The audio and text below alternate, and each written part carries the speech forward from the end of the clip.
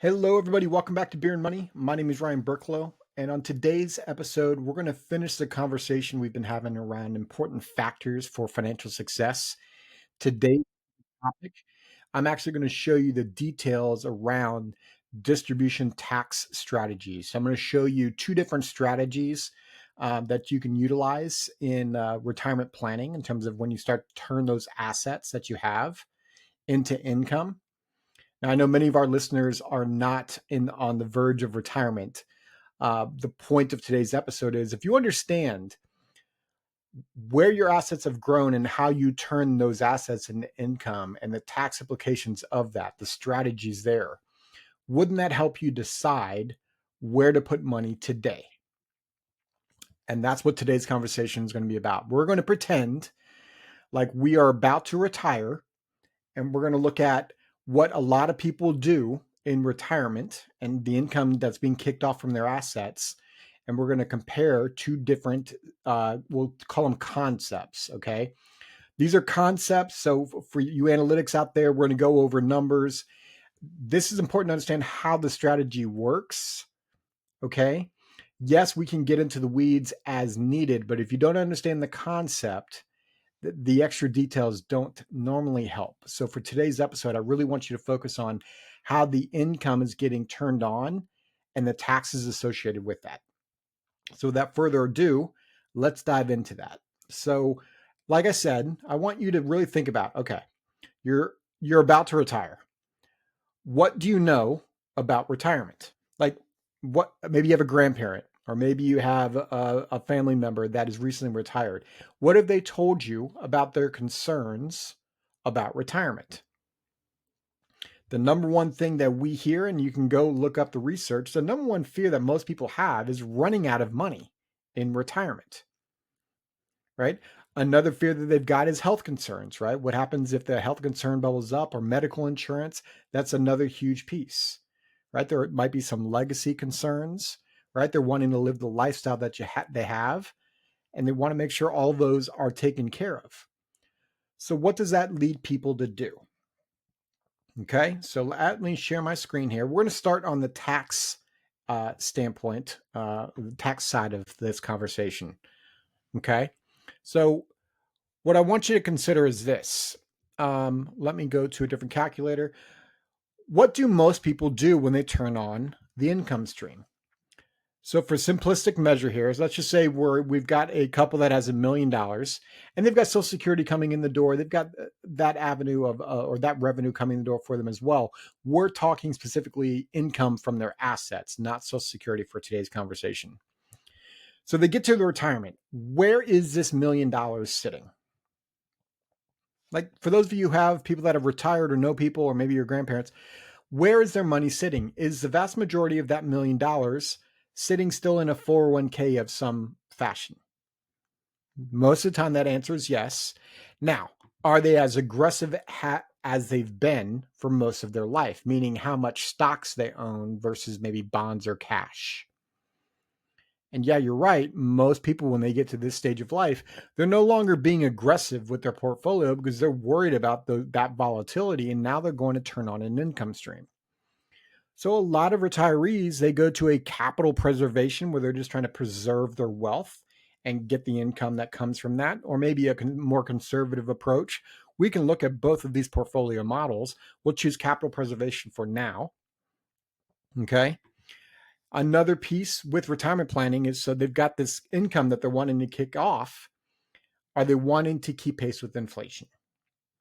Of course, that's a really stupid answer or a question. Yes, of course, they want to keep pace with inflation. We're going to go with stereotypical numbers for today's conversation. So we use that 3% inflation number. Okay, so this person's about to retire. So let's just say they're stereotypical age 65. How many years do we want to measure whether or not they're going to outlive their money? I typically go with 30 years because if they're 65, that takes them out to age 95. So pretty conservative figure. We don't know what health advantages are going to occur in terms of medical advances and whatnot. So we want to make sure we're planning for a long life. So we've got $1 million nest egg. We've got a 3% inflation. We've got it's invested in a conservative model. And this model is probably like a 60-40 or 50-50 allocation. And we're going to study this for 30 years. And the point of this calculator is called Monte Carlo simulation. What this calculator is about to do is it's about to kick off a failure rate. What percentage of the time does this person outlive their money? So here's the question I've got for you. This person has $1 million. Again, they're in that capital preservation portfolio. And that portfolio, according to this, is going to kick off roughly about a 7% rate of return. How much money can this couple kick off from $1 million portfolio per year with a low risk of outliving it? So $1 million, how much money can they take from this portfolio every year and not outlive their money? The answer I typically get is, well, this return is 7%, so they can take a 7% withdrawal rate and have a low risk of outliving their money. So 7% of $1 million is 70 grand. So if this couple takes $70,000 out per year with inflation at 3%, what percentage of the time are they going to outlive their money? And as we calculate here, you're going to see 97% of the time, according to this simulation, this couple will outlive their money. I'll hit it again. It does 1,000 different iterations every time we calculate here. So now it's 97.02. I'll kick it a third time just to show you that it changes every single time. Now it's at 96.88. I think it's safe to assume that this is not a good level of risk most retirees would want. The blue line is the mythical average, but the fact is it could have been this line here where this couple ran out of money in year 15, or maybe it's this couple here that actually just about made it. 97% of the time they outlive their money. That's not a good a good chance or a good risk that most retirees want. So what most people do is they do the 4% rule, the 3% rule, essentially some interest only type of an approach. And it's lower interest. They don't do 7%. They do 4 or 5. I've seen some as low as 3. The rule of thumb that you see out there is a 4% rule. It's 4% of your nest egg with inflation with a low risk of outliving your money. And as we calculate here, you'll see why, because now you can see it's a 2% chance. Still a 2% chance. I'll hit calculate again. And it's still going to be a 2% chance. This is what many retirees are doing. Now, some of you might be looking at this blue line and seeing all these other lines and seeing that the wealth is growing. That may or may not be the case. The fact of the matter is this couple is concerned about outliving their money. They're concerned of what happens if they have health concerns and they need to have a couple year period where they're spending a lot more of their money. So they're really trying to make sure that they've got plenty of assets because they don't want to come to their children and say, hey, I want to move in with you, or hey, I need financial support. I think we can all agree as parents, that's the last thing we would want. So many retirees take this interest-only approach. And it's not that it's a bad approach necessarily. Today's conversation, we're going to focus on the tax implications of this approach. And that interest-only approach tends to be the higher taxed approach, depending on where your money is at. I'm going to go through an example here with you. So if we have that $1 million nest egg that we were just talking about here, cancel out that, and they took 4% withdrawal, right? And I'm going to use a 30% tax. Actually, you know what? I'll lower. Let's just do 28. Sure. I don't know what taxes are going to be. So it's impossible to know. And again, they've got other incomes coming in the door. So we're just measuring this one asset that they're kicking off an income from. If this $1 million was sitting in an investment account and they were taking 4% withdrawals every year, what would that look like? So I'm going to calculate here. And you can see 4%, there's your $40,000. They pay the taxes on that 40 grand, and what they get to live on is $28,800, almost $29,000. Now, what you're seeing here, this interest-only approach, again, it's spreadsheet math. It's growing by 4% every single year. they're taking that 4% growth and they're living off that growth, which is why the legacy, the asset never dips or changes. It's $1 million every year. Again, this is spreadsheet. We don't know what's really going to happen. Maybe one year's 6% or 8% growth. Maybe the next year's negative 8%. I don't know. This is just showing income coming in the door. What are the taxes they're going to pay on that income? So that's one approach. And you can see from the $1 million nest egg over a 20-year period of time, and actually let's change that because we've been using 30-year periods. So over a 30-year period of time, we're looking at the $1 million that they have. They got $1.2 million in gross income. They paid $336,000 in taxes.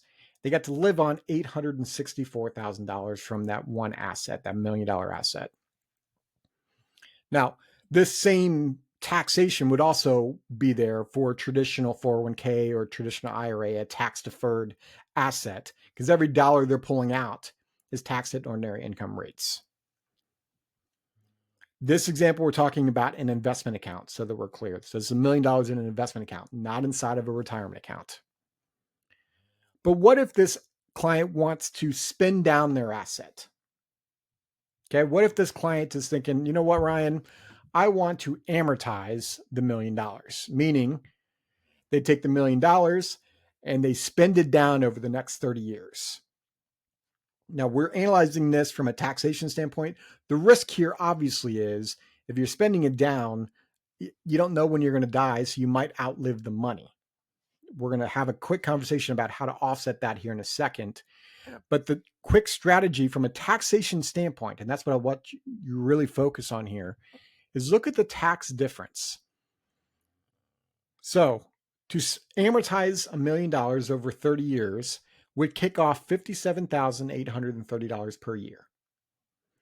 The taxes owed on that is $11,200, and the net take home is $46,630.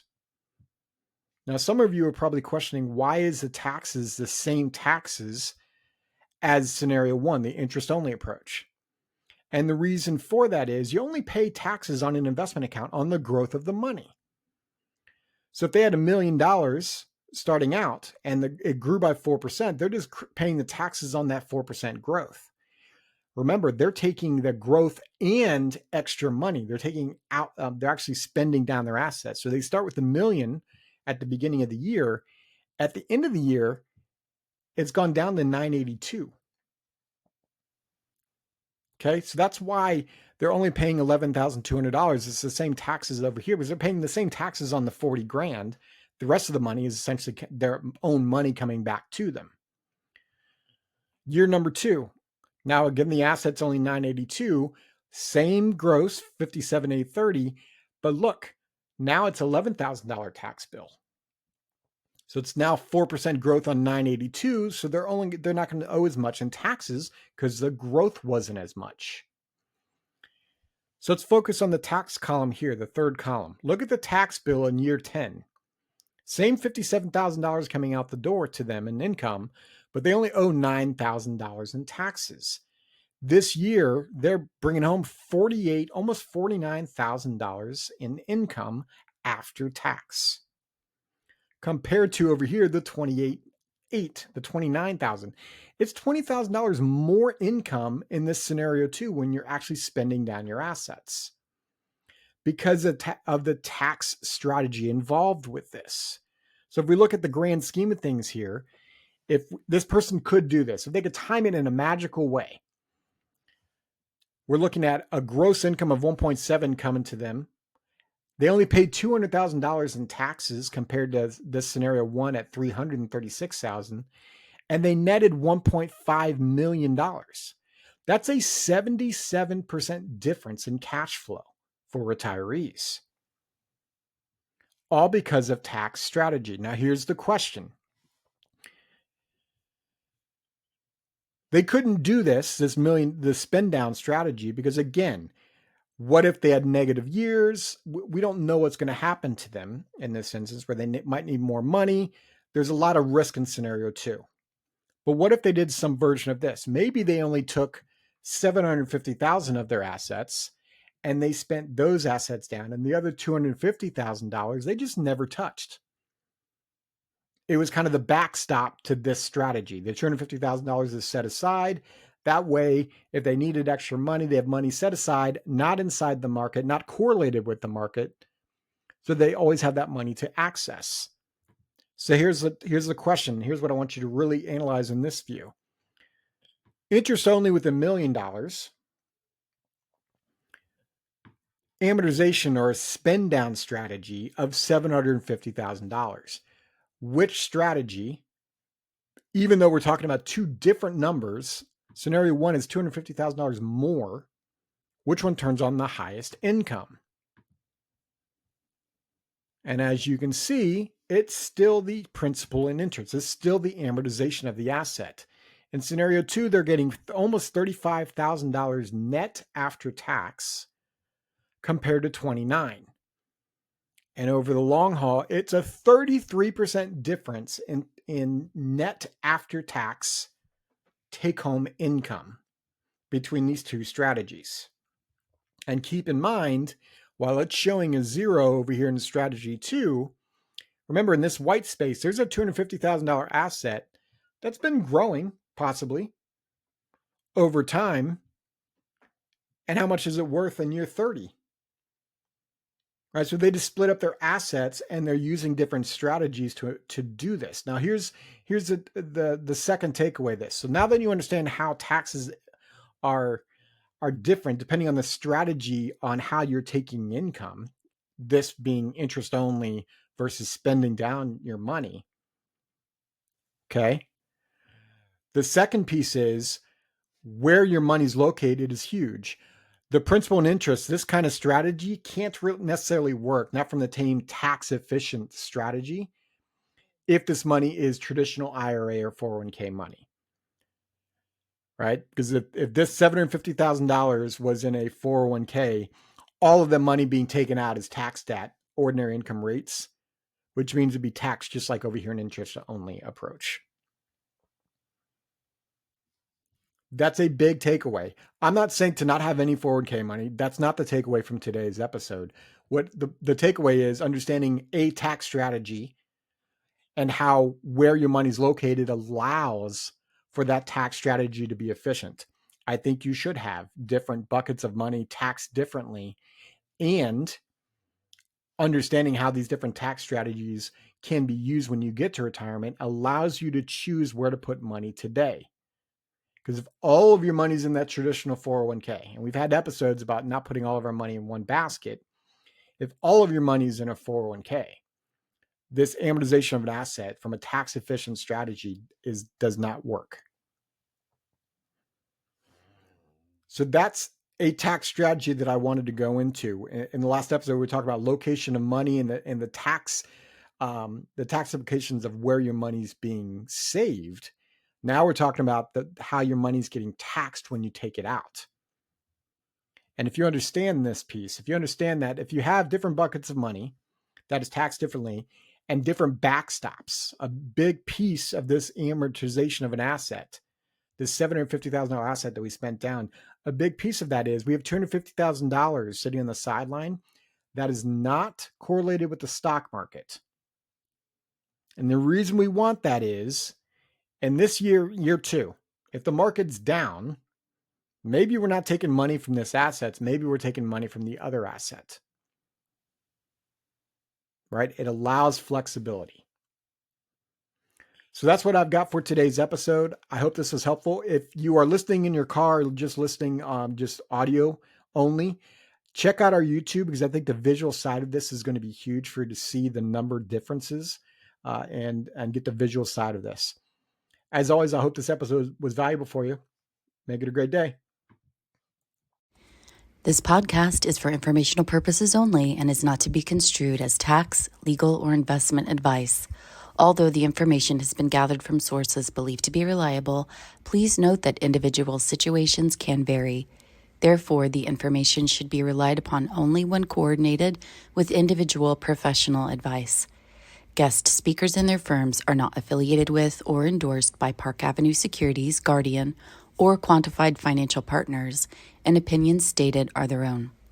Guardian, its subsidiaries, agents, and employees do not provide tax, legal, or accounting advice. Consult your tax, legal, or accounting professional regarding your individual situation. All investments and investment strategies contain risk and may lose value. This material is intended for general public use. By providing this content, Park Avenue Securities LLC is not undertaking to provide investment advice or a recommendation for any specific individual or situation, or to otherwise act in a fiduciary capacity.